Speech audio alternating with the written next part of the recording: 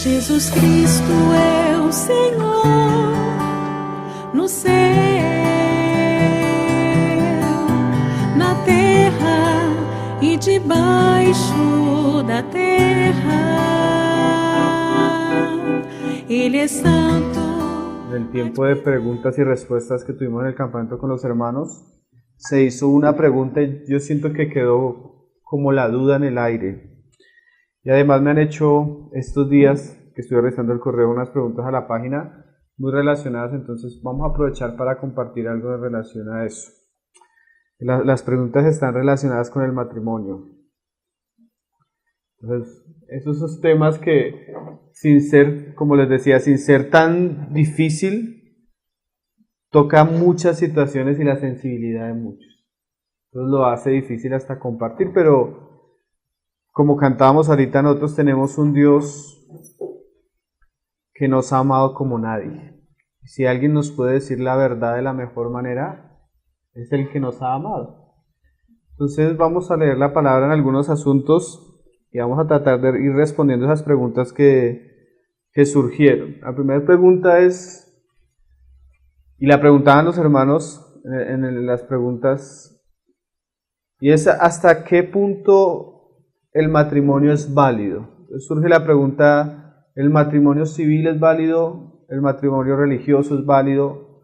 ¿O el acto sexual ya simplemente es una unión delante del Señor? Son preguntas que, aunque no creamos, son muy comunes y circulan mucho y nosotros debemos tener respuesta. Hasta en el campamento nos preguntaban si un matrimonio católico era válido, había que volver a casar a las personas. Otro preguntó que si era un matrimonio hindú, fue por allá Krishna, y si llega Cristo toca volverlos a casar.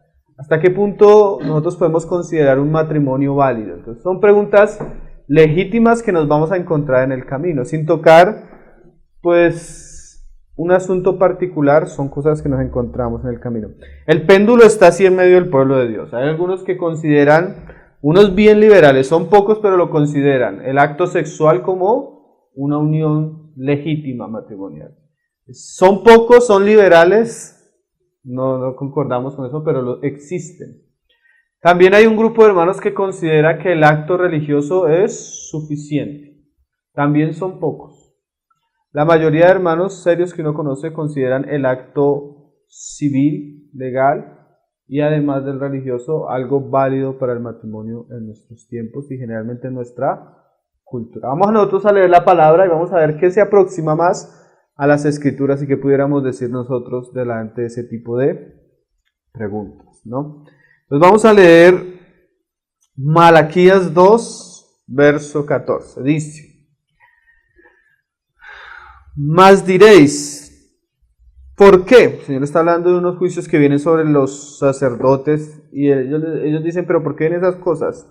Dice, porque Jehová ha testiguado entre ti y la mujer de tu juventud, contra la cual has sido desleal, siendo ella tu compañera y la mujer de tu pacto. Esa palabra que se usa en el hebreo pacto es berit, que en su sentido la raíz significa como cortante, como hacer pedazos.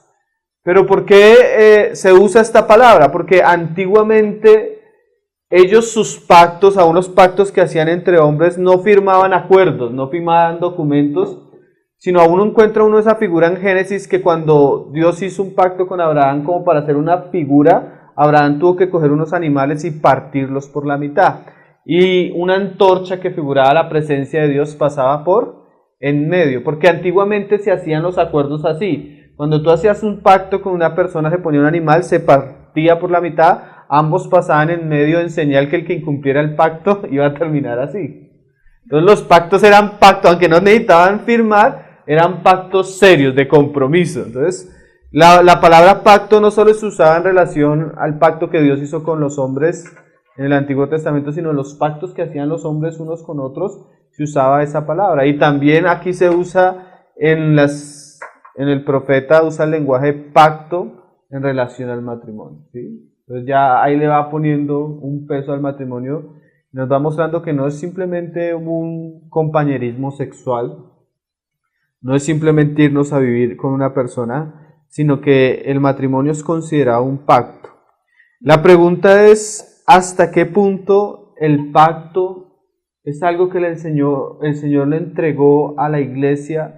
¿O hasta qué punto el que administra ese pacto es el gobierno legal? Es una buena pregunta, ¿no? Entonces nosotros debemos ver, y tú lo vas a notar por las escrituras, yo sé que hay hermanos que piensan un poco diferente, y en estos asuntos debemos ser moldeables. ¿Qué quiere decir? Que con el tiempo podemos ir mudando nuestra manera de pensar en la manera que tenemos más entendimiento de las escrituras. Pero tú no encuentras que Jesucristo haya oficializado matrimonios. Tú no encuentras que los apóstoles hayan oficializado matrimonios. ¿Qué quiere decir eso? Ni los profetas. Que de alguna manera eso no era algo que se ejercía espiritualmente, sino que generalmente y culturalmente en las escrituras encuentras que es algo que el Señor le entregó al gobierno legal. Perdón, hermano, pero toda la vida, por ejemplo, de que antes el Señor creó el matrimonio cuando era igual de... Sí. Sí, ahorita vamos a hablar de muchas cosas, y si van a tener preguntas al final las vamos a responder. Pero la administración del matrimonio parece ser que el Señor se la entregó a la autoridad civil. Vamos a leer un pasaje que es el que usan muchos hermanos para esto, porque generalmente, y usted tiene que ser sincero, que aunque el Señor estuvo en las bodas de Canaán, Él no estaba oficiando. Él no estaba oficiando, estaba como invitado. Vamos a leer un pasaje. Romanos 13, verso 1. No quiere decir que el creador del matrimonio sea el Estado. Claramente el creador del matrimonio es Dios mismo, desde Génesis. Pero parece ser que la administración del asunto el Señor se la entregó a regular al Estado, como otras cosas. Porque tú encuentras que antiguamente Dios le entregó al hombre la capacidad de juzgar a los otros hombres. Cuando un hombre mataba, los mismos jueces o ancianos tenían la autoridad de ejercer el juicio sobre ese hombre. Entonces Dios le entregó la administración de ciertas cosas al Estado. Entonces mira lo que dice aquí Pablo en Romanos 13. Sométase toda persona a las autoridades, 13 verso 1, superiores, porque no hay autoridad sino de parte de Dios. Y las que hay por Dios han sido establecidas. De modo que quien se opone a la autoridad, a lo establecido por Dios, resiste. Y los que resisten acarrean condenación para sí mismos. Entonces aquí Pablo nos habla que la autoridad que tiene aún los gobiernos es establecida por Dios. Entonces, ¿qué han dicho la mayoría de hermanos? Hay hermanos que no les gusta meterse en el problema. Y en realidad de estos temas poco material hay. Los que hablan no se meten en el asunto. Hay unos hermanos que dicen algo muy sencillo que es muy práctico. Dice un hermano, casi todas las culturas en la historia de la humanidad han tenido alguna clase de ceremonia formal. A través del mundo y casi en todas las principales de las civilizaciones de la humanidad, siempre hay un evento llamado acción, pacto o proclamación que es reconocido culturalmente como el acuerdo entre dos partes, como un compromiso de matrimonio en una pareja. O sea, que si pudiéramos tener, lo podemos decir así, culturalmente, tradicionalmente en un lugar, un evento donde los dos hombres se presentan ante la sociedad y la sociedad puede regular eso y puede declararlos como matrimonio, podríamos decir que eso es un matrimonio legítimo. Ciertamente va a haber culturas donde va a haber algo de religión, porque muchas veces hay culturas que están muy ligadas a lo religioso, pero si es un evento donde la cultura regula el matrimonio, hay unos acuerdos, hay un pacto, podríamos considerar eso matrimonio. Claro, hay hermanos que dicen, ciertamente y aún nosotros practicamos o tenemos la costumbre de que los hermanos que se casan tengan la ceremonia, nosotros llamamos cristiana, y está bien. ¿Qué sería la ceremonia cristiana? Que aquellos dos cristianos que se han casado legalmente, civilmente, se presentan delante de Dios, se presentan delante de la iglesia y se comprometen a amarse juntos, basados en los principios espirituales y morales que gobiernan la fe cristiana. pero lo que creemos que es legal es el acuerdo civil. Eso es lo que yo pienso, por la palabra pacto y porque uno ve por las escrituras que no se le entrega a la iglesia, sino a las autoridades, cierta autoridad en ciertos asuntos. Cuando un matrimonio civil, de la cultura que sea, de los tiempos que sea, no es válido según las escrituras.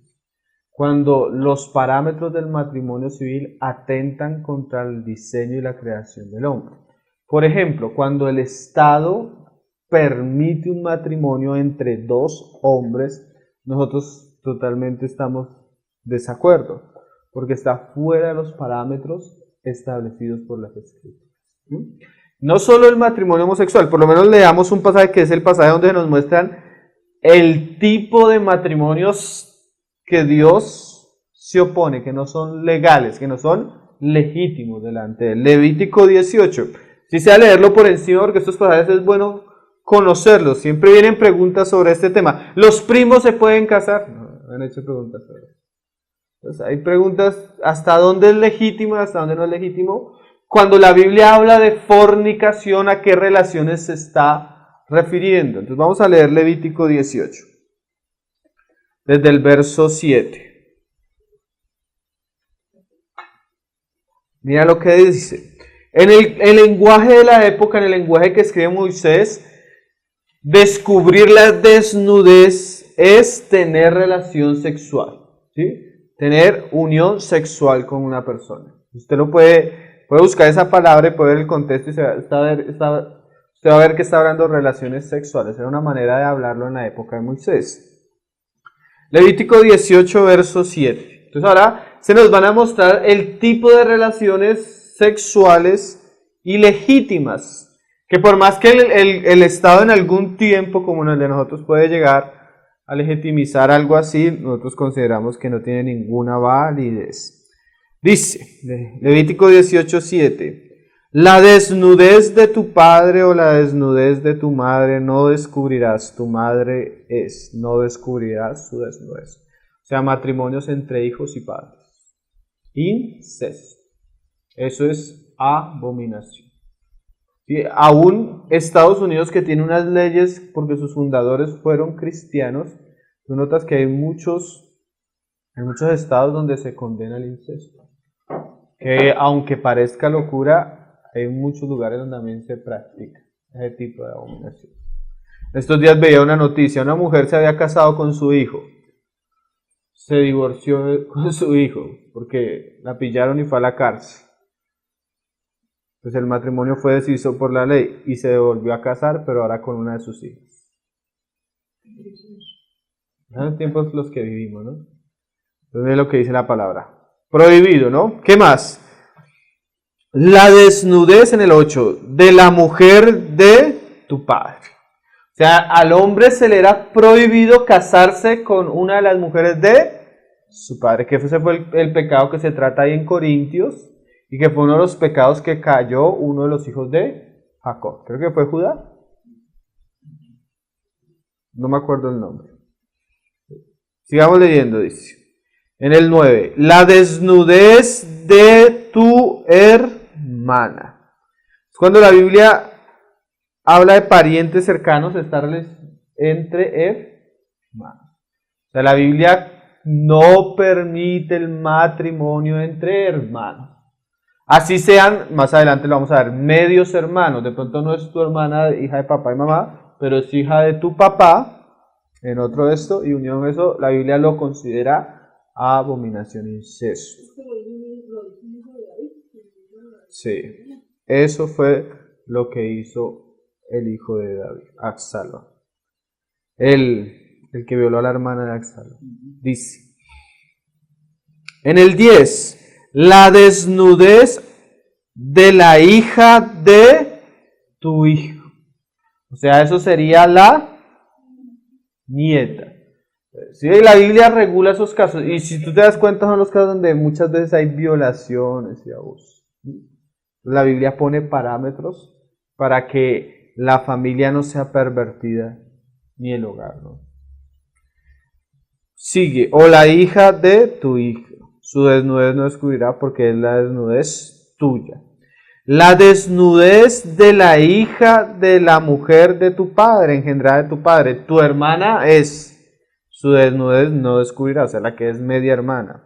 La desnudez de la hermana de tu padre, o sea, la tía, no descubrirás, es pariente de tu hermana. La desnudez de la hermana de tu madre, o sea, tía por el otro lado, no descubrirás porque pariente de tu madre es. En el 14, la desnudez del hermano de tu padre, o sea, el tío, no descubrirás. No llegarás a su mujer, o sea, tampoco se permite la esposa del tío. Es mujer del hermano de tu padre. La desnudez de tu nuera, o sea, la esposa del hijo. Como que el Señor blinda el matrimonio, ¿no? Para que no caigamos en cosas terribles. Mujeres de tu hijo no descubrirás la desnudez. La desnudez de la mujer de tu hermano no descubrirás. Es la desnudez de tu hermano. La desnudez de la mujer y de su hija. O sea que no se podía casar con una mujer y quererse casar con la hija de esa mujer. Eso es prohibido. No descubrirás, no tomarás la hija de su hijo, ni la hija de su hija. Para descubrir su desnudez, son parientas, es maldad. No tomarás mujer juntamente con su hermana. Porque aún en estos tiempos se permitían tener varias mujeres. Pero lo que no se permitía era que se tomara dos hermanos. Porque eso iba a traer rivalidad entre ellas. El caso anterior, el de Jacob con Raquel y Lea. Dice, para hacerla su rival, descubriendo su desnudez delante de ella en su vida.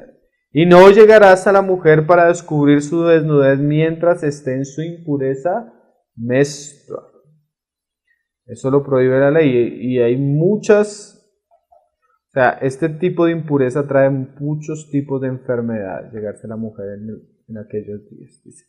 Además, no tendrás acto carnal con la mujer de tu prójimo. Adulterio. Prohibido, ¿no? Ahí en el 22, no te echarás con varón como con mujer, es abominación. O sea que el matrimonio homosexual no es legítimo ni es válido a nivel de las escrituras, es perversión, como lo dice ahí. Y no solo eso, porque hoy en día, de verdad que ya se va hacia esto. Hay leyes donde ya en países en Europa como la ideología de género ya es prácticamente común, entonces el hombre si él siente tendencia sexual hacia esto, es esto, y si siente hacia esto, entonces ya se están levantando algunos que están diciendo, bueno, pero si el hombre tiene la libertad de escoger si quiere con hombre o con mujer, si quiere con animales, también él es libre, y debemos respetar su sexualidad. Hoy en día, hermano, hay lugares donde se están comenzando a discutir ese tipo de leyes. En Canadá, por lo menos, se aprobó hace poco una ley donde si el animal no es, quiero usar la palabra, entonces no es delito. No quise usar la palabra, pero, o sea, ya por ley tú puedes coger al animal y hacerle desde que no hagas, no, una palabra que no quiero usar porque hoy en día es abominación, ¿no? Pero así eran los días de Moisés. Entonces no consideramos, aunque Dios le haya entregado autoridad al Estado, no creemos que el Estado esté por encima de la palabra de Dios. El matrimonio legítimo es cuando el Estado lo administra entre varón y hembra. Y generalmente en lo que aquí dice la palabra, que la mayoría de naciones que tienen raíces cristianas conservan estos principios. Entonces, hay otra pregunta que se nos hace. Mira esta pregunta que me escribieron. Cuando la palabra dice lo que Dios unió, que el hombre no lo separe, ¿quiere decir que todos los matrimonios son unidos por Dios? Es una buena pregunta, porque a veces uno dice, hermano, es que la Biblia dice lo que Dios unió, el hombre no lo separe. No, hermano, pero es que ese matrimonio no lo unió Dios. Yo no tenía Cristo, yo no tenía sabiduría, yo lo hice muy joven, yo lo hice... Entonces, ¿qué quiere decir lo que Dios unió? Esas son buenas preguntas, ¿no? Vamos a leer un pasaje. Es el pasaje donde aparece el versículo, Mateo 10, verso 6.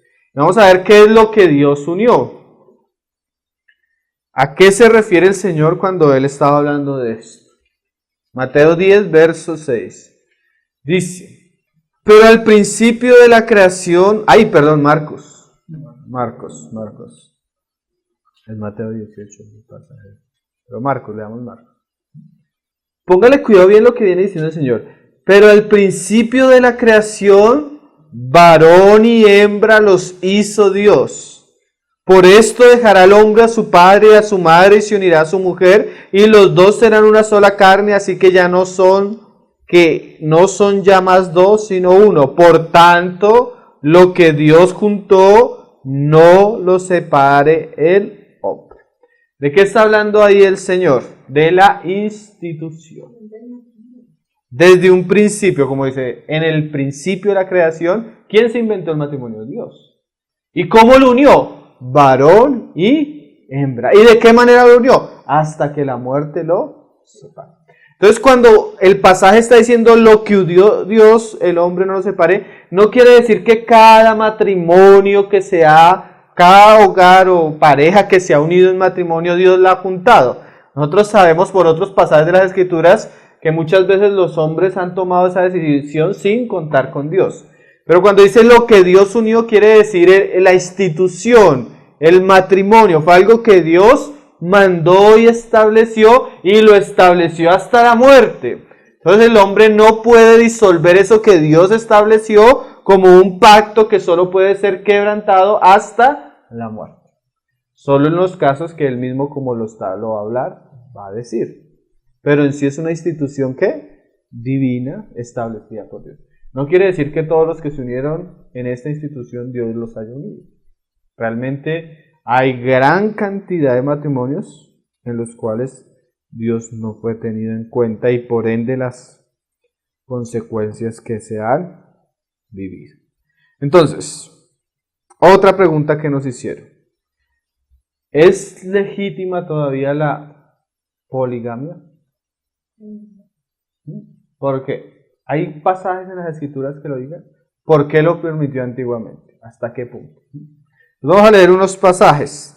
Mateo 19, verso 6. Vamos a ver cómo Dios lo instituyó. Ciertamente hubo épocas, la época de la ley, antes de la ley, donde la poligamia fue practicada. Fue practicada como algo común, algo cultural. Abraham tuvo varias esposas, Jacob tuvo varias esposas. Entonces, ¿por qué aún en la ley mandaba el rey que podía tener muchas esposas? Lo que no le aconsejaba era que no era bueno, y mucho menos si eran esposas que eran dadas a los ídolos. Ahora, cuando tú escuchas las palabras del Señor Jesucristo y las palabras de Pablo, tú notas que el matrimonio ya fue regulado exclusivamente en el matrimonio monógamo. Mira cómo el Señor lo dijo, y ese fue en un principio, pero después de la caída, tú sabes todo lo que surgió. Dice Mateo 19, verso 6.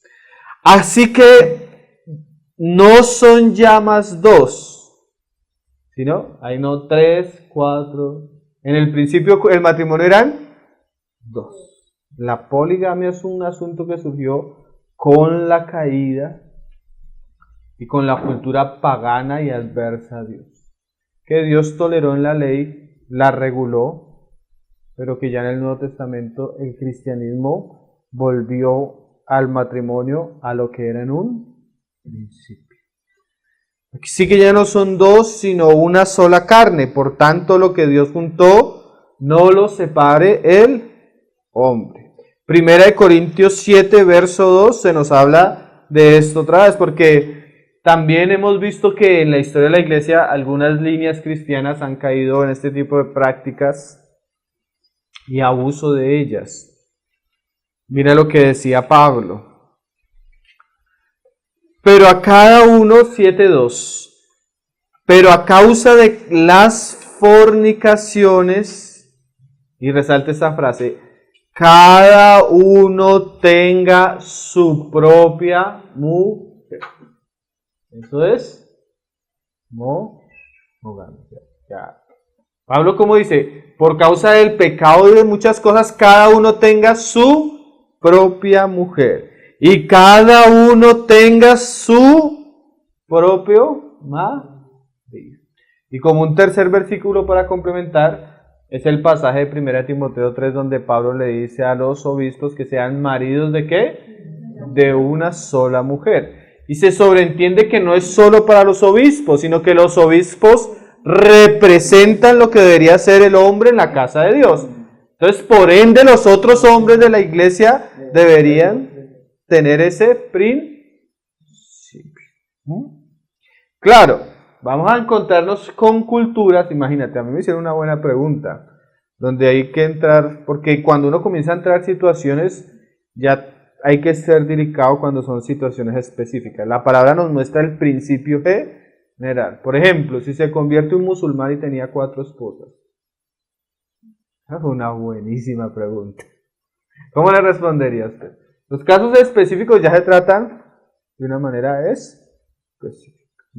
Porque hay culturas donde todavía eso es muy común. Aún en el libro del Watchman Nee tiene ahí como un capítulo que a veces los hermanos resaltan, porque él habla de las concubinas, porque en la época parece que los chinos todavía tenían concubinas. Es un asunto delicado. Pero el principio que ya rige el matrimonio en el Nuevo Testamento es monogamia. ¿Amén? Que hay varios pasajes que nos muestran el principio. Ahora, otra pregunta que nos hicieron. Mira, esto es bueno. Si la inmoralidad sexual es un medio que permite el divorcio, ¿eso incluye lo que el Señor Jesús dijo? Cualquiera que mira a una mujer para desearla en su corazón, ya adulteró. ¿Eso es un motivo para el divorcio? Mateo 19. ¿Qué piensa usted? Vamos a leer lo que dice el Señor Jesús, porque a veces escucha eso. Él ya codició en su corazón una mujer, ¿ya me puedo divorciar, hermano? El Señor Jesús dijo que eso es adulterio. Entonces, vamos a mirar. Vamos a mirar qué dice el Señor. Mateo 19, verso 3. Y vamos a ver, pues, la única salvedad que las Escrituras nos dan por el divorcio, que es el adulterio. Pero sería el adulterio de corazón, el adulterio consumado. ¿Qué tipo de adulterio se describe y da las características como para un divorcio legítimo? Vamos a leer, Mateo 19, verso 3. Dice: entonces vinieron a él los fariseos tentándole, diciéndoles: lícito al hombre repudiar a su mujer por cualquier causa. La pregunta es por qué era una tentación y parece ser que según el contexto de la época, Juan el Bautista había muerto por responder una pregunta de matrimonio. Le preguntaron a Juan el Bautista, ¿la mujer de Herodes le era lícito tenerle? Juan el Bautista le dijo que no y se puso a predicar de eso. Y por esa causa le quitaron la cabeza. Por eso digo que a veces tratarlo de matrimonio es peor que tratar temas de doctrina, hermano. Él respondiendo les dijo: ¿no habéis leído que el que los hizo al principio, varón y hembra los hizo? O sea, siempre el Señor nos vuelve ¿a dónde? Al principio. Y dijo: por esto el hombre dejará a su padre y su madre y se unirá a su mujer y los dos serán una sola carne. Lo que veníamos hablando ahorita. El matrimonio es un acuerdo entre dos personas. Así que ya no son más dos, sino una sola carne. Por tanto, lo que Dios juntó no lo separe el hombre. Le dijeron: ¿por qué pues mandó Moisés dar carta de divorcio y repudiarla? O sea, porque la ley permitía el divorcio. Entonces, si el Señor dice que al comienzo no había divorcio, ¿por qué Moisés lo permitió? Y Él les dijo, por la dureza de vuestro corazón. Moisés os permitió repudiar a vuestras mujeres, mas al principio no fue así. O sea que en el diseño original del Señor el matrimonio no debería tener divorcio, pero el pecado del hombre. Y yo os digo que cualquiera que repudia a su mujer, porque en el contexto de la época, bueno, nosotros hemos enseñado eso, de pronto usted ha escuchado algún mensaje que se llama matrimonios, asuntos de divorcio, el hermano Gino también tiene un folleto muy bueno. En el contexto de la época habían dos escuelas, la escuela de Shammai y la escuela de Hillel. Una escuela liberal y otra escuela bastante ortodoxa. La liberal interpretaba el pasaje de Moisés que por cualquier cosa tú te podías divorciar. Y era hasta literal que ellos decían, si se le quemaba la comida y a ti no te gustaba, le podías dar carta de divorcio. Esa es la escuela de Hillel, bien liberales. Pero la escuela de Shammai decía, no por cualquier cosa, sino en caso de adulterio. Entonces el Señor nos muestra que dice que cualquiera que repudia a su mujer, salvo por causa de fornicación, y se casa con otra adultera, y el que se casa con la repudiada adultera. Entonces ahí concluimos dos cosas. El matrimonio, el divorcio por cualquier causa ilegítima es un estado de adulterio, o sea, es un estado pecaminoso. Solo la única salvedad que encontramos es cuando hay adulterio, fornicación. Entonces la pregunta de la persona era, ¿adulterio de corazón o consumación del acto? Entonces vamos a ver el pasaje al cual se basa el Señor Jesús. Vamos a leerlo. Jeremías 3, verso 6. Este es el pasaje que seguramente no, uno de los pasajes que usaba la escuela de Shammai, que en este asunto fue como la más legítima en su interpretación. Y era un pasaje que hablaba de aún como Dios se divorció de su pueblo Israel. ¿Y la causa qué era? Las fornicaciones. Entonces mira lo que dice en Jeremías 3:6. Dice, me dijo Jehová en los días del rey Josías, ¿has visto lo que ha hecho la rebelde Israel? Ella se va sobre todo monte alto y debajo de todo árbol frondoso y allí fornica. Entonces fornica es acto sexual. Entonces la pregunta de la hermana, que es chistosa, pues ha surgido varias veces, pero realmente no. El adulterio de corazón no es un motivo legítimo para un divorcio. ¿Por qué? Porque es que es imposible comprobarle a alguien que está pensando en su mente. Eso solo lo sabe él. Señor. ¿Qué adulterio? ¿Y cómo sabe? ¿Sí? Aún cuando hay fornicación, hermano, en un matrimonio, para que haya divorcio, o sea, no necesariamente siempre que hay fornicación debería haber divorcio. Por ejemplo, el hombre cayó pero está arrepentido y tienen hijos.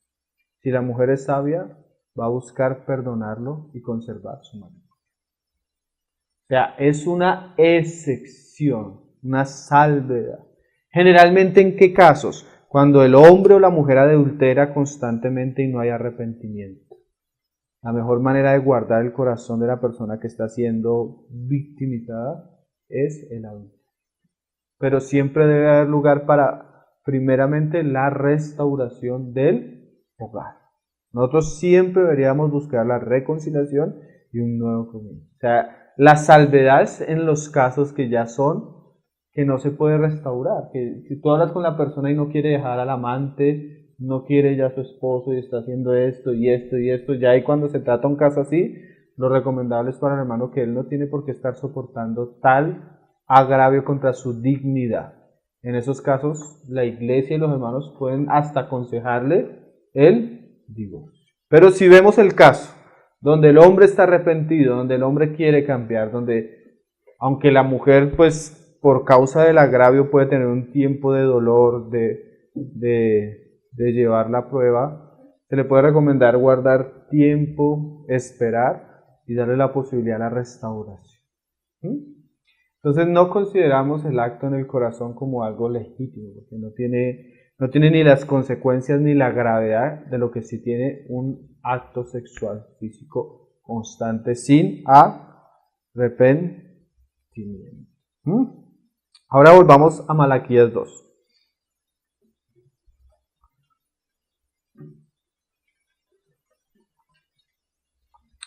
Le leo Jeremías 3:8 antes de terminar. Si pasar, dice, ella vio que por haber fornicado la rebelde de Israel, yo la había despedido y dado carta de repudio. Entonces, ella que vio que había fornicado, o sea, fue un acto consumado. No es lo mismo, no tiene la misma gravedad. Claro, el hombre que codicia a una mujer en su corazón y adultera con ella en su corazón, va a ser propenso a caer de una manera física, pero no es lo mismo. Eso es como decir que es que ni siquiera las leyes humanas hacen eso. A veces tú no puedes llegar a decirle al juez, no, es que él me intentó asesinar. ¿Y por qué? Porque él lo pensó en su corazón. El juez se va a reír de ti y va a decir, el hecho de que lo haya pensado no quiere decir que lo haya hecho. El hecho de que un hombre haya pensado en una mujer no quiere decir que lo haya hecho. Claro, no da para divorcio, pero sí da como pecado delante de Dios en la presencia, como hablamos en el campamento, ¿no? No lo hizo, pero lo está pensando. Y eso ya es considerado pecado delante del Señor, pero no es lo mismo ni tiene las mismas consecuencias que el acto físico. Hermanos, por ejemplo, cuando nosotros estuvimos en la costa en el campamento de Santa Verónica y compartimos un mensaje que se llamó Matrimonio, Asuntos de Divorcio y Nuevos Matrimonios. Y cuando estábamos explicando la salvedad de Mateo y cuando explicamos lo que dice Pablo en Corintios, una hermana nos decía, pero entonces ¿para qué casarse si por el adulterio hay legitimidad? O sea, entonces lo que nosotros debemos saber es que sí es legítimo, o sea, sí puede haber divorcio cuando hay adulterio, pero lo que debemos saber es que aunque sea legítimo, la persona que causó el agravio, eso tiene muchas consecuencias. Eso es inevitable. El daño que se hace una pareja cuando sucede eso y el daño que le hace a sus hijos, ¿verdad? Y muchas veces el daño que le hace a la iglesia, esas son cosas que ahí lo dice. O sea, sí, la Biblia dice que la víctima puede, claro, pero las consecuencias de la persona que causó el pecado y las consecuencias que eso trae, hay que pensarlas. No es como, bueno, acá, como un negocio, acabamos el negocio y se acabó todo. Delante del Señor el matrimonio es algo sagrado. Mira lo que dice Malaquías. Dice en el verso 13, 2:13.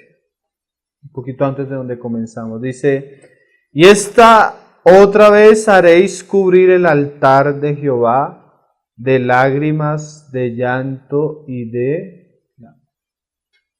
Mira que el Señor le estaba hablando a sacerdotes que por su vida iban a cubrir el altar de Jehová de, ¿qué? Lágrimas, llanto y...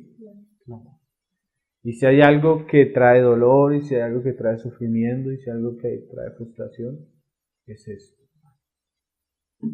Es esto, es un asunto que es... Por eso les decía que, bueno, se vuelve tan espinoso, porque toca una de las fibras de corazones.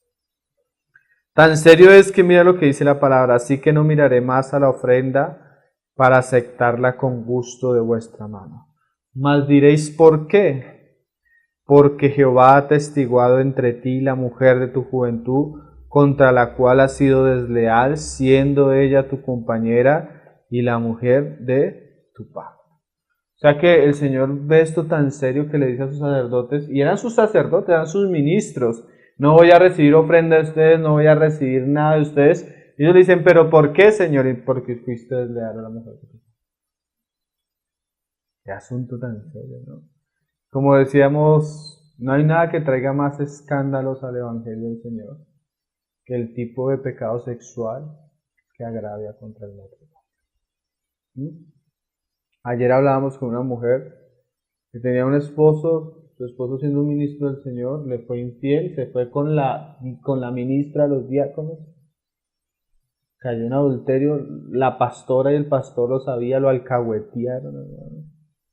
El hombre se fue y se casó con otra, y todo a los ojos de la congregación, y nadie hizo nada. Y esta hermana me decía, yo le decía, vamos a la reunión, y me decía, yo no quiero saber nada de una iglesia.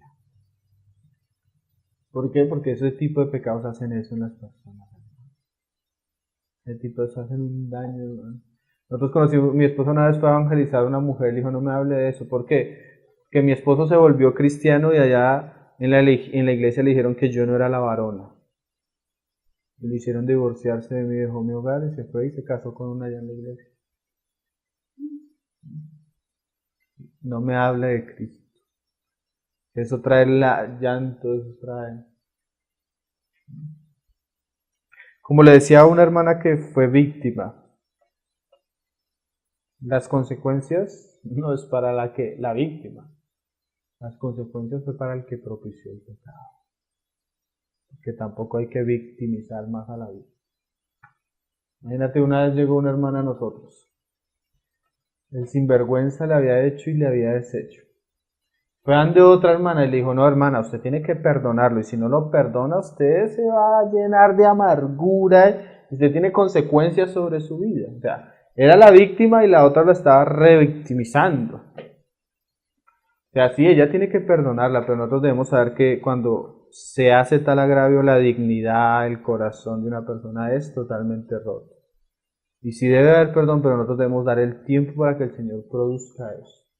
Y no causarle más daño a la persona que se le ha cometido tal agravio. ¿Sí me va a entender? El Señor dice, Él le va a pagar a cada uno conforme a sus obras. Cuando hay una disolución de un matrimonio y la persona es responsable, en algún momento la justicia de Dios le caerá. Porque Dios es justo. De esos asuntos debemos aprender a tratarlos con mucha delicadeza. El Señor nos dé sabiduría y gracia. Ahí en el verso 16, en el 15. ¿No hizo el uno habiendo en él abundancia de espíritu? ¿Y por qué uno? O sea, ¿por qué los hizo uno a los dos? Porque buscaba una descendencia para Dios. O sea que de alguna manera el matrimonio es una de las maneras como Dios prolonga su testimonio. Guardaos pues en vuestro espíritu y no seáis desleales para con la mujer de vuestra juventud. ¿Qué le está pidiendo a los hombres? Fidelidad. Porque Jehová Dios de Israel ha dicho que Él aborrece el repudio. O sea, Dios aborrece el divorcio.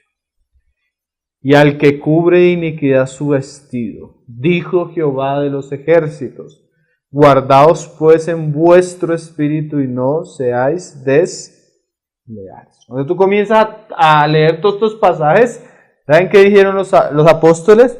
Si es así, mejor no conviene casar. O sea, si el matrimonio es tan serio, mejor no conviene casar. Claro, porque comienza en el espíritu. No seáis desleales en vuestro espíritu, porque todo comienza en... Claro, no quiere decir que eso sea la causa de divorcio, pero lo que comienza en el corazón generalmente concibe y da luz el pecado. Pero cuando da luz el pecado es que viene la muerte, como dice Santiago. Iba a decir algo.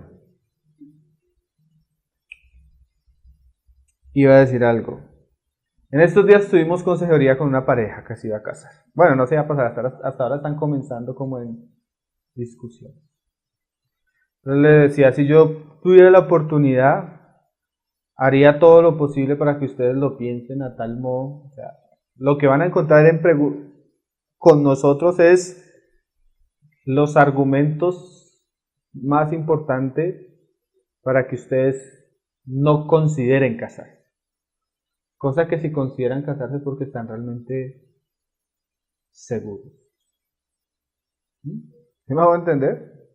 Nosotros debemos presentarle a los hermanos que vienen a nosotros la verdad de tal manera y la seriedad de tal asunto, que si ellos toman las decisiones porque la han tomado delante de Dios y no están jugando con este negocio.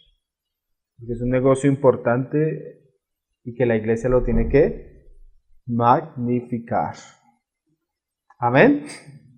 Terminemos leyendo 1 Corintios 7, que es como el otro pasaje clave en relación a estos temas que nos da el Nuevo Testamento. Aquí ya Pablo entra en muchos casos. No todos, en nuestra época hay más casos. En este pasaje nos encuentran los de unión libre, nos encuentran los de 2 divorcios y una unión libre, porque hoy en día es difícil, ¿verdad? Hermano, es que yo llegué al Señor, tuve 2 esposas, la que tengo ahorita es mi tercera, tengo hijos con cada una, ¿qué debo hacer? Hoy en día, de verdad que este asunto, hermano, y cada vez va a ser peor, cada vez va a ser bien difícil. Antes de decir, digamos, si llega una persona con 2 divorcios ilegítimos, se divorció porque quiso y se volvió a casar porque quiso, se divorció y se volvió a casar. Nosotros podemos contar ese historial sin Cristo, como Pablo dice, los pecados de ignorancia, que los hacía porque no conocía la verdad. Pero entonces no tenemos que deshacer el matrimonio actual. O sea, otra vez no. Ahí es, ya las mismas consecuencias le enseñarán, porque cuando uno tiene hijos fuera, con varias mujeres, las consecuencias ya le enseñan a uno. La seriedad del asunto. Pero no hay que destruir el matrimonio actual. Lo que hay que velar es porque el matrimonio actual sea conservado.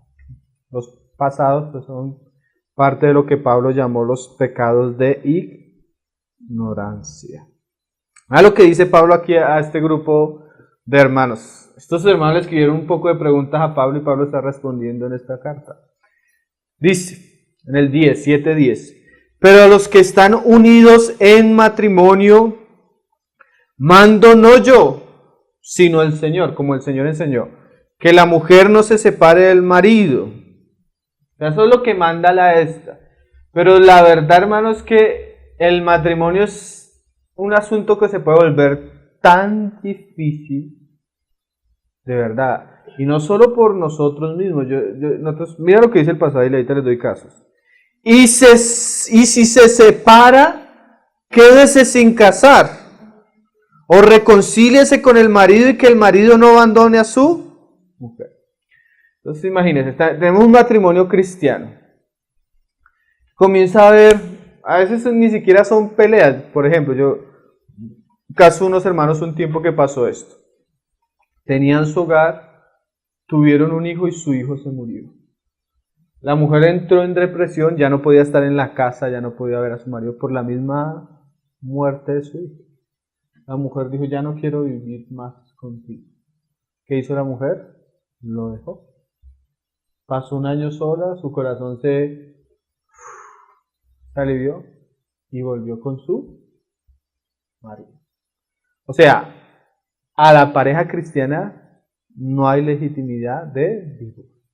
Lo máximo que la palabra le permite es que se separe, pero no en el sentido de que se divorcie, sino que tome distancia el uno del otro. Y lo ideal es que sea por un tiempo y para reconciliación. Si no puede haber reconciliación, les toca quedarse sin volverse a casar. ¿Lo estamos entendiendo? Matrimonio cristiano, que su separación no fue por adulterio, porque el adulterio sí da legitimidad de divorcio. Matrimonio cristiano porque ella, por ejemplo, viven con los papás y él le dice a ella, o sus papás o yo, y ella comienza a ver a su papá viejito por ahí enfermo y cómo dejar a mi papá y se está muriendo y entonces se separaron. Pero eso no es caso para divorcio. Otro caso, así ejemplos como cristianos, porque a veces pasa gente cristiano, él la golpea. Y ella dice, no, yo soy una mujer, tengo dignidad, yo no tengo por qué soportar eso. Sí, hermana, es verdad. ¿Me puedo divorciar? No. ¿Qué puedes hacer? Separarte. Por un tiempo, ¿qué tal se arrepienta? Si no se arrepiente, le toca quedarse a él solo y a ella por un tiempo. Y la idea es restaurar. Hay muchos casos. Es un bandido. Porque a veces pasa, ¿no? Puedo estar con ese hombre que es un bandido, es un ladrón. ¿Puedo divorciarme? Desde que él no le haya sido infiel, no hay legitimidad. Solo hay una salvedad, ¿no? Claro, cada caso hay uno con... Pero es lo que está enseñando a... Y si se separa, quédese sin casar. Este pasaje se le aplica al de Mateo 18. Algunos lo aplican, pero es totalmente contrario, porque cuando hay un divorcio legítimo, la ley permitía volverse a casar. O sea, si hay divorcio, puede haber nuevo matrimonio. ¿Cuándo no hay nuevo matrimonio? Cuando no hay un divorcio legítimo, que es el caso que está hablando Pablo. Entre hermanos no puede haber divorcio. Entonces, lo que puede haber es que separación, y recomienda que es temporal para reconciliarse con su marido. Y que el marido no abandone su mujer. Ese primer grupo son las parejas cristianas en la iglesia. Ahora el segundo grupo es el versículo 12, que son casados con incrédulos. Entonces, por ejemplo, una persona ya está casada, se convierte a Cristo, pero su pareja no es creyente todavía, ¿sí? Sea él o sea ella. ¿Qué recomienda en esos casos? Pablo dice: y a los demás digo yo, no el Señor, si algún hermano tiene mujer que no sea creyente y ella consiste en vivir con él, no la abandone. O sea, tú te conviertes y tu esposo dice, bueno, este es cristiano, pero consiste en vivir contigo, no la abandones, porque a veces eso pasa. Llega el hermano y no, hermano, es que mi esposo es un borracho, mi esposo es esto y mi esposo es esto. La Biblia dice, no lo abandones, a menos que él quiera abandonar.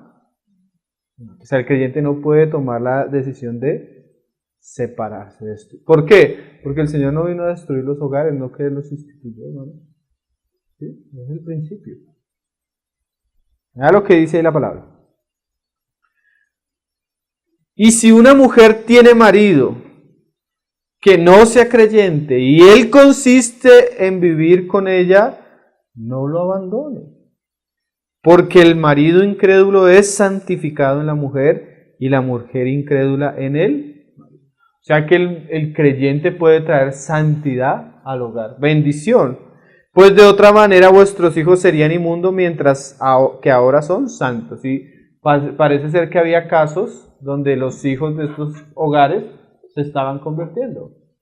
Nosotros tenemos un caso así en la localidad. Se convirtió ella, él no quería, pero no le puso problema y se comenzaron a convertir los hijos. Ahora también se convirtió él. Entonces ella, porque a veces hay hermanas que, no hermanos, que no me deja ir al ayuno todos los días y me está turbando mi santificación, ¿me puedo divorciar? No. Si él consiste en vivir con ella, debe estar.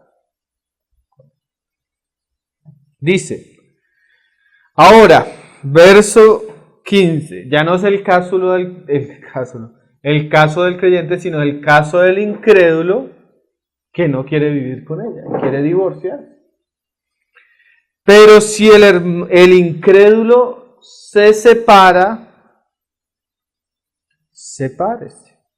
Pues no está el hermano o la hermana sujeto a servidumbre en semejante caso, sino que a paz nos llamó. Entonces esto puede ser aplicado no solo a separación, sino también a divorcio. Por ejemplo, el incrédulo dice, no, usted está cristiano o este cristiano y se va. Y si se va y tramita el divorcio, pues el que está rompiendo el pacto no es el creyente, sino es él. Y este caso entre hermanos, una vez una persona nos decía, ella creyente, el creyente tramitando el papel de divorcio sin caso legítimo. Traiga al creyente, usted no se puede divorciar. No, es que yo me quiero divorciar. creyente, tenga temor de Dios. No, es que yo me quiero divorciar. Hermanos, este no es creyente. Al creyente que dice que es creyente, pero actúa como impío, hay que tenerlo por impío, dice la palabra. Al hermano, dice Pablo, al que dice que es hermano, pero es fornicario. Dice Juan, no os engañéis. Ninguno que dice que tiene comunión con Dios anda en las tinieblas. Entonces a veces tenemos personas que tienen apariencia de creyentes, pero no son creyentes. ¿No? El creyente que se comporta como un impío, hay que tratarlo como un impío. Es que le dijimos a la pareja, no, ese es impío. Órale al Señor y trata de hacer todo para reconciliarte. Pero si él tramita los papeles de divorcio y le salen, déjalo ir. Porque el creyente no está obligado, como dice Pablo acá, a hacer vidumbre. Y una pregunta, ¿se podría volver a casar? Claro, porque es que inmediatamente se rompe el pacto, la persona queda libre. Como les decía ahorita, se puede volver a casar y quedan libres del pacto, pero anótenle las consecuencias al que lo rompió. Eso sí no se lo borre, porque es que eso no lo podemos quitar. Póngale las consecuencias. Tarde o temprano sus pecados lo alcanzarán. Pablo acá en el versículo dice, y a los demás yo digo, no al Señor. Sí. Está diciendo Pablo, no al Señor. ¿Cómo se interpreta eso? Lo que pasa es que Pablo usa ese lenguaje. ¿Por qué? Porque Pablo está hablando sobre la doctrina de los apóstoles. Hay algo que quedó en la iglesia primitiva que fue el testimonio oral de la enseñanza de Jesucristo. O sea, el Señor enseñó y eso lo recibieron los 12 y esa era la doctrina de los apóstoles. Y esa enseñanza del Señor era común porque siempre que se citaba se decía como dijo el Señor. Pero hubo cosas que el Señor no dijo, como esto. Pero Pablo nos dice que él, siendo inspirado por el Espíritu y teniendo conocimiento y sabiduría, nos enseña ciertas cosas. Entonces, aunque Jesús no lo dijo en su ministerio público, el Espíritu Santo escogió que la enseñanza de Pablo quedara entre lo que nosotros conocemos como el canon de la Biblia. Y dice Pablo que, Pedro hablando de Pablo, que sus cartas son inspiradas y las ponen en el mismo lugar del Antiguo Testamento. Entonces, Pablo dice, no lo dijo en el Señor, no en el sentido de que lo que él nos está diciendo no es inspirado, sino en el sentido de que no lo dijo Cristo en su ministerio público. Pero el Espíritu Santo nos iba a recordar muchas cosas y nos iba a enseñar otras a través de aquellos que iba a escoger para dejarnos la Biblia a nosotros.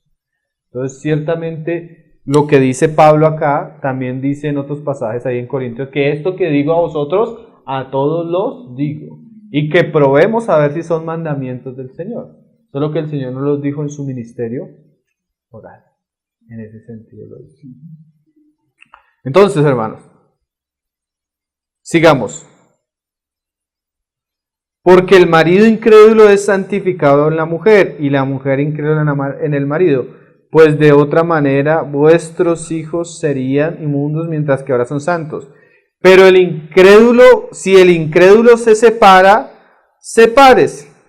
Pues no está el hermano o la hermana sujeto a servidumbre en semejante caso, sino que a paz nos llamó Dios. Entonces, bueno, terminemos leyendo Deuteronomio 24, que es el pasaje que citan los judíos al Señor Jesús en el caso de que ¿por qué Moisés sí lo permitió? Hay algunos hermanos que llegan a decir que no existe nuevo matrimonio, ni en el caso de adulterio, ni en el caso de abandono, que es el de Corintios 7. O sea, la otra persona se separó, hizo el trámite, le salió el divorcio, entonces que el creyente que fue abandonado no se puede volver a casar, o aún el creyente que fue víctima del adulterio. Algunos hermanos dicen que no se pueden volver a casar, porque el Señor Jesús no es claro en el nuevo matrimonio ahí en Mateo 19. Entonces la verdad es que la discusión que tenemos, que vamos a leer ahorita, o que leímos ahorita del Señor Jesús con los judíos, no estaba relacionada con el nuevo matrimonio, sino estaba relacionada con el divorcio. Por eso el Señor habla poco del nuevo matrimonio, porque la discusión era legítimo si se podían divorciar o no se podían divorciar. ¿Se podía dar carta de repudio o no se podía dar carta de repudio? Pero como el Señor remonta siempre al principio, ¿sí?, a lo que fue dicho, nosotros vamos a leer el pasaje de Moisés donde se muestra claramente que el nuevo matrimonio era algo que se legitimizaba una vez el primer pacto había sido quebrantado.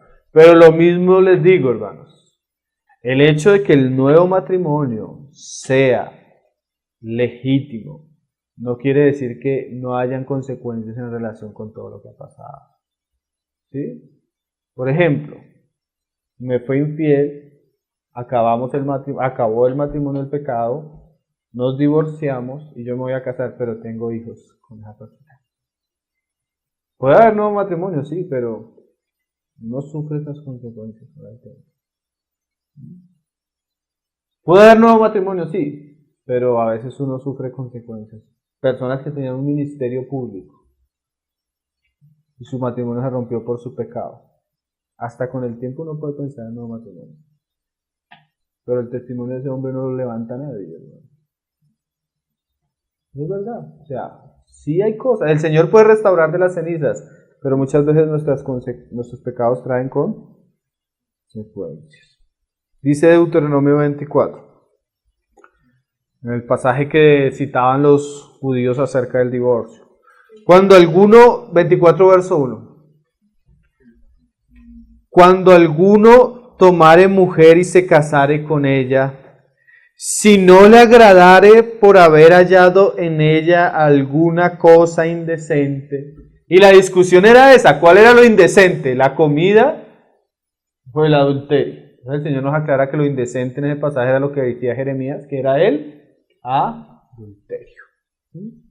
Entonces, le escribirá carta de divorcio y la entregará en su mano y la despedirá de su casa. Porque no es como hoy en día que a veces se divorcian pero siguen viviendo juntos y la gente está así. Y salida de su casa, ¿qué dice ahí?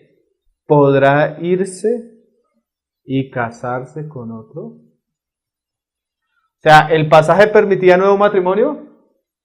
Claramente.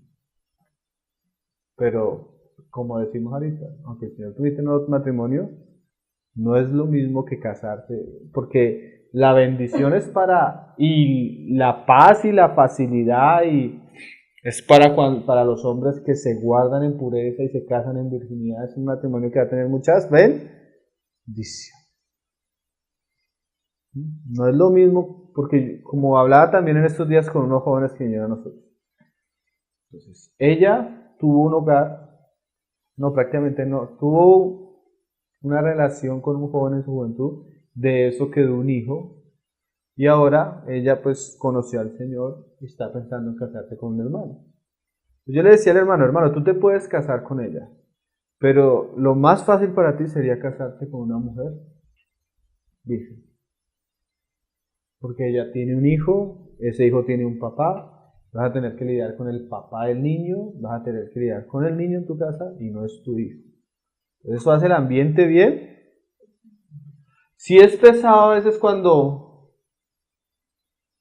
Pues, sí se puede, tienes toda la libertad. Si la amas, estás dispuesta a amarla a ella, a amar a su hija, entonces hazlo.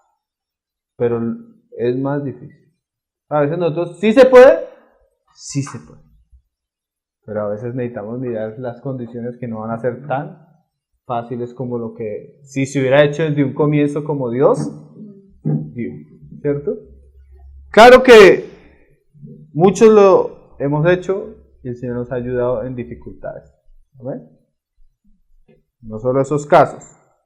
Es que Él es misionero y quiere ir a predicar por allá. Hermana, piénsalo bien, ¿estás dispuesta a sufrir? ¿Estás dispuesta a pasar necesidad? Sí, bueno, pues. Y hay otros ejemplos. donde el matrimonio se vuelve difícil, pero si tomamos la decisión es porque estamos dispuestos a entregar nuestra vida por la otra persona, como Cristo amó a la iglesia. Entonces, pues a la hora de la verdad la decisión se toma con un amor verdadero, porque eso es lo que va a sostener la caminada. El matrimonio no es fácil. A veces tú te casas y te sorprendes al año, 2 años, que te vas a encontrar con cosas bien. Yo tengo un amigo compañero en el servicio del Señor. Consiguió una mujer del Señor, se casó con ella, pero la mujer tenía problemas para tener hijos. Perdieron 2 hijos. ¿Saben en el sufrimiento que es tener eso? O sea, a veces ni siquiera es cuestiones de carácter, cuestiones de salud, cuestiones económicas, muchas cuestiones. Una decisión que hay que tomar con los pantalones bien, como dijo el Señor a Job. Pongas el pantalón y ciñáselo. Se quiere casar. La tomó en serio. Y los que ya lo tomamos en serio, lo hicimos, ahora necesitamos la gracia del Señor para sostenerlo. Entonces, bueno, no sé si tengan preguntas, pero vamos a orar. Y si hay preguntas o si quieren complementar a algunos de los hermanos, estos temas siempre tienen, y hay unos casos que uno queda sin respuesta, ¿verdad? Pero esos por lo menos los principios generales que encontramos en la palabra son los que nos dan base aún para tratar los casos difíciles. ¿Amén? Vamos a orar, hermanos.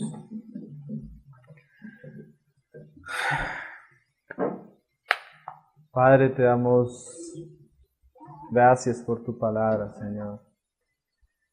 Te pedimos que tú nos ayudes a ser buenos ministros de tu palabra, Señor, y a trazarla con toda fidelidad, Señor. Guárdanos del desequilibrio que caracteriza al hombre, Señor. Concédenos andar en el camino estrecho, en el camino de la verdad. Rogamos que tú nos aclares, Señor, y que podamos ver claramente cada asunto por tu palabra, Señor. Danos luz, Señor, para que en tu luz podamos conocerte, Señor. Tú dices que la exposición de tu palabra alumbra, Señor, y hace entendido al simple, Señor. Reconocemos nuestra simpleza y reconocemos nuestra pequeñez. Te pedimos que tú nos des claridad, Señor, que nos ayudes, Señor Jesús, en estos asuntos, Señor, para que podamos ver, Señor, porque tú dices que un ciego cómo guiará a otros. No nos dejes ser ciegos llevando a otros al hueco, Señor, sino que podamos pastorear tu iglesia en la verdad, Señor, y llevarla a buenos pastos, Señor, donde ella pueda ser alimentada y enseñada. Te lo pedimos en el nombre de tu Hijo.